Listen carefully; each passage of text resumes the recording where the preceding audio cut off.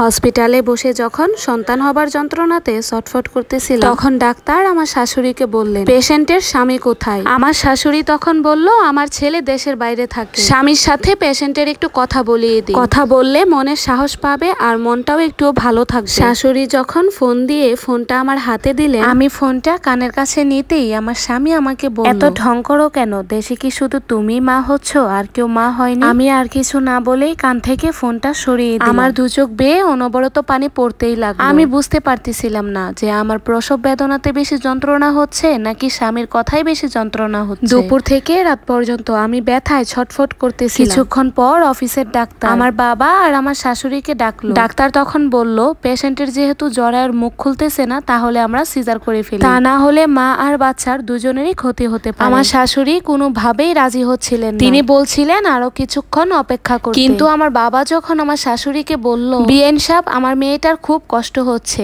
আপনি সিজার করার অনুমতি দিন। বাবার কথা শুনে আমার শাশুড়ি মুখ বাঁকিয়ে বলল, যদি আপনারা সিজারের সমস্ত টাকা পয়সা দেন তাহলে আপনারা সিজার করান। শাশুড়ির মুখে কথা শুনে আমার বাবা মাথা নিচু করে রইলেন, কারণ আমার সিজারের টাকা বহন করার সামর্থ্য আমার পরিবারের ছিল। বাবার চোখ দিয়ে অনবরত পানি পড়তে লাগলো। একটা বাসার দারোয়ানগিরি করে বাবা আমাদের সংসারটা চালায়। তাছাড়া আমার আরো দুইটা বোন আছে বিয়ের বাকি। বাবা মুখ কালো করে ওইখান থেকে আমার কাছে চলে আসে। তখন আমি বাবাকে বললাম, বাবা, আমি যদি মরেও যাই তবু তুমি সিজার করিও না। একটু পরে মোবাইলে কথা বলতে বলতে আমার শাশুড়ি আসলো। মনে হয় আমার স্বামী কল করেছে। তখন আমার শাশুড়ি বলল, তোর বউ ঢং করতেছে, ইচ্ছা করে চিল্লাচিল্লি করে সারা হসপিটাল মাথায় তুলে রেখেছে। আমি নিজেও তো 5 সন্তানের মা হয়েছি, কখনো তো এরকম ঢং করিনি। শাশুড়ি আমার স্বামীকে ইনিয়ে বিনিয়ে নানা রকম মিথ্যা কথা বলতেছিল। কর্মরত একজন ডাক্তার আমার শাশুড়ির এসব কথা শুনে ফেলেছিল। উনি তখন আমার শাশুড়িকে ধমক দিয়ে বললেন, কি সব ফালতু কথা বলছেন? নিজে মা হয়েছেন, বুঝেন না মা হওয়ার যন্ত্রণাটা কতখানি? একটা মেয়ে ব্যথায় কাতরাচ্ছে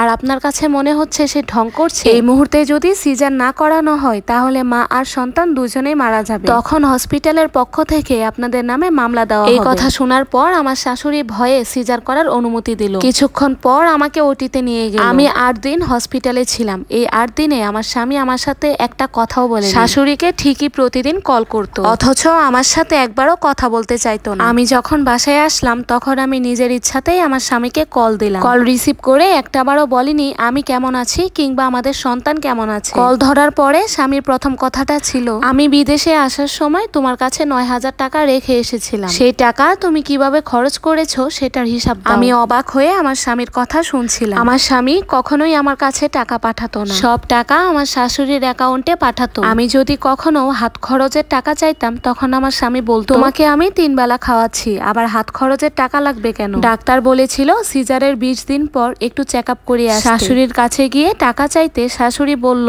টাকা লাগলে তোমার বাপকে গিয়ে বলো, আমি তো বলিনি তোমাকে সিজার করা। এখন 2 দিন পর পর তোমাকে ডাক্তারের কাছে যাওয়া লাগবে আর টাকা আমাকে দিতে হবে, সেটা তো হবে না। শাশুড়ির এমন কথা শুনে আমি আমার রুমে চলে আসলাম। বাধ্য হয়ে বাবাকে কল দিয়ে বললাম, বাবা, আমার কিছু টাকা, আমার ডাক্তার দেখানোটা খুবই জরুরি। তখন বাবা আমাকে বলল, বিয়ের আগেও তোর খরচ বহন করতাম, এখন বিয়ের পরেও যদি তোর খরচ দিতে হয় তাহলে তোকে বিয়ে দিয়ে লাভটা কি হলো? তোর বোঝা উচিত এখন তোর বিয়ে হয়ে গিয়েছে, তোর প্রতি আমার কোনো দায়িত্বভার নেই। বাবার এই কথা শুনে ফোনটা রেখে দিলাম আর মনে মনে ভাবলাম, আজকে যদি বাবা আমাকে বলতো যে আমার কাছে টাকা নেই, আমি টাকা দিতে পারবো না, তাহলে হয়তোবা আমি কষ্ট পেতাম না। কিন্তু বাবা যখন বলল আমার প্রতি তার কোনো দায়ভার নেই, তখন আমি খুবই কষ্ট পেলাম। সিজারের পরে 45 দিন পর্যন্ত কাজকর্ম খুবই সাবধানে করতে হয়। সিজার করার পরে আমার শাশুড়ি কাজের মাত্রা আরো বাড়িয়ে দেয়। আর সেটার কারণ হলো আমার কেন নরমাল ডেলিভারি হলো না, আমার কেন সিজার লাগলো। সেদিন যখন স্বামীকে বললাম আমার শরীরটা ইদানিং খুব খারাপ যাচ্ছে, আমাকে কিছু টাকা পাঠাবেন, আমার ডাক্তার দেখানোটা খুবই জরুরি। স্বামী তখন আমাকে উত্তর দিল, তুই এখনো মরিস না কেন? স্বামীর মুখে এ কথা শুনে চোখের জল ফেরা ছাড়া আমার কোনো উপায় নেই। আমি শুধু ভাবছিলাম আমার জীবনে সব থেকে বড় ভুল হচ্ছে